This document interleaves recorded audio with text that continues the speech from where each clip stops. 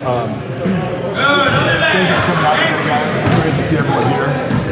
We've had an impressive summer with this outstanding group of young men, student athletes. We have some key returners, some guys that really logged significant minutes and key roles in DJ Campbell, Reedus Petritis, and Lee Dort, who I was just talking to over there. We've also supplemented the team and added some outstanding players out on the court. To be honest with you, it's really outstanding freshmen. So I'm excited about our group. We had a spirited practice today, and open to questions. At this point, 2 weeks, less than 2 weeks before the season starts, what has you most confident, excited about your team, and what has you most concerned? I would say a number of things. So first of all, this is an extremely unselfish team that loves to pass the ball and loves to make each other better. And so to have that, it makes everyone's job as a coach so much easier because the ball naturally moves. So that's great to see. The guys have really bought in defensively and really committed defensively to improvement, to self-improvement, and also to collective team improvement. So that's very encouraging. We'll do some different things defensively this year than we've done in the past. They've learned those concepts. On the offensive side of the ball, we're a drastically improved shooting team. We were near the bottom of the ACC conference last year in three-point percentage. That will not be the case this year. We have an outstanding shooting team, and so all those things will be pertinent going into the season. So what has you concerned? What has me concerned? You're always concerned about injuries. You're always concerned about the wear and tear that it will take on the guys when we get to the ACC travel. We've made some adjustments there. And then another concern is anytime you mesh so many new players and guys are in different roles, guys are in new roles, I wouldn't even use the word concern, I would use the word opportunity. I think it's a tremendous opportunity for us to integrate the players and for guys to step into those roles, some of which have been in the role and others of which it's new. Mark, you lost two really good scorers last year. Who's emerging as the guys who can score? We miss Jeremiah Wilkinson, we miss Andres Stojakovic, and we really wish them the very best at Georgia and Illinois, respectively. That being said, I'm excited about the guys in this team. I could not be more excited about really 1 through 17 on this roster. I'll talk about a couple of guys that have ACC experience that some of the media will know. Obviously, Darius Ames has ACC experience with his tenure in Virginia. He's been a guy that's come in that's really learned what we're trying to do, and he brings a lot of tremendous instincts himself. So he's been really good as well. And then you think about Chris Bell. Chris Bell put together an extremely impressive body of work. Chris is someone that does not get rattled. He's someone that can knock down the hoop. He's someone that can do so much more than that. Chase down blocks from behind, deflections, tips. You can put him at different places defensively because of his length. I could go down the list and talk about every player, but those are a couple that I think you guys will have familiarity with because you've seen them in the ACC. What kind of progress have you made developing chemistry amongst all these new faces? That's got to be a challenge. We try to tackle that really early. We do a lot of team building activities. The coaches spend a lot of time with the guys. I bring the players and staff over to my house.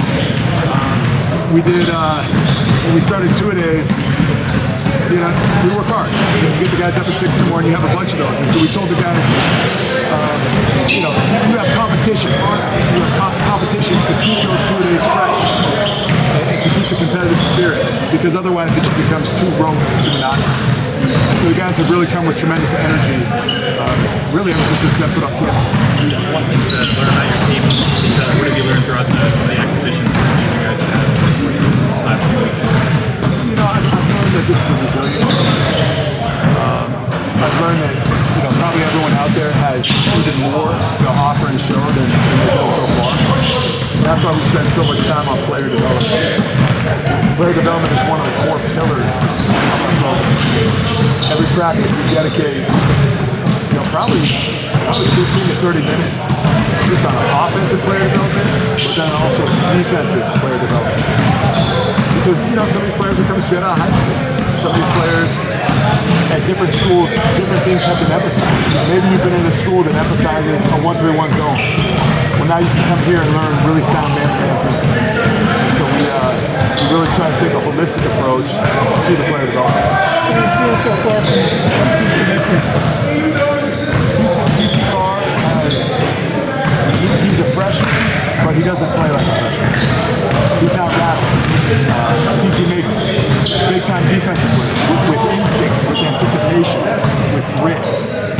not afraid to step up and make a big shot. You know, he's a point guard that can distribute that ball and make everyone around him better, but he's also not afraid of the moment. You know, to take a big shot, to attack the rim. He's someone that picks things up very quickly. Now he's able to start telling his teammates where they need to go on the court. As a Expect him freshman, to be in the rotation. 100%. Who's going to be a key distributor of basketball? I feel there's so much competition. I would say we have a number of guys that can see the ball. You know, obviously, a question we just asked about TT Carr. TT's been outstanding distributing the basketball. Justin Hill has been outstanding distributing the basketball. J.J. Haynes is a guy who kind of has that aggression to score, but he also has the impressive ability to pass and get the ball around him better. You know, I think at the big position, Udor can pass, and Milos is one of the top assist guys on his previous college team. That loyal up there. So we've got a lot of guys, and there's others that can do it. Look, this time of the year, a lot of coaches will say, we're 10, 12 deep. I can have a 10, 12 man rotation, and then you get into January, and it's usually 7, 8, 9 man rotation. Where do you see the numbers fall for you guys?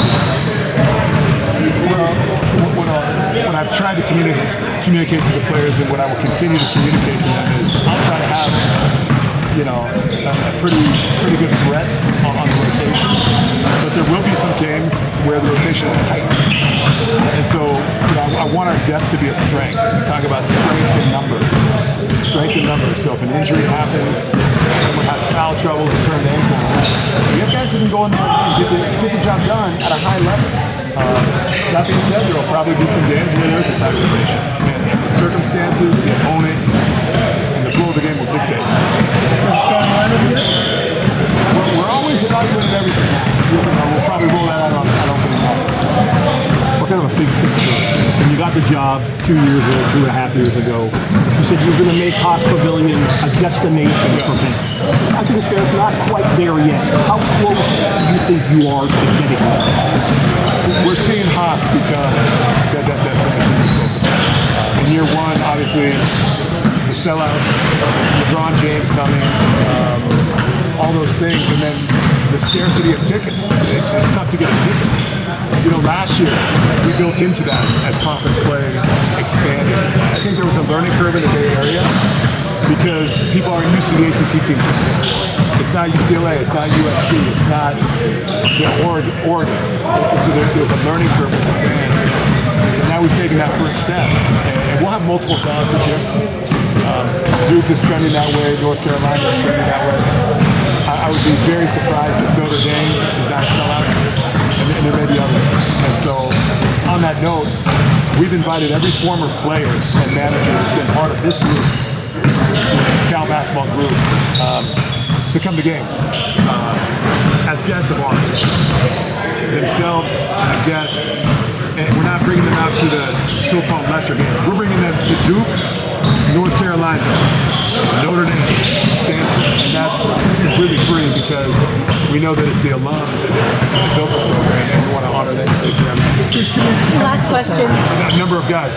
We'll talk more about that as we go.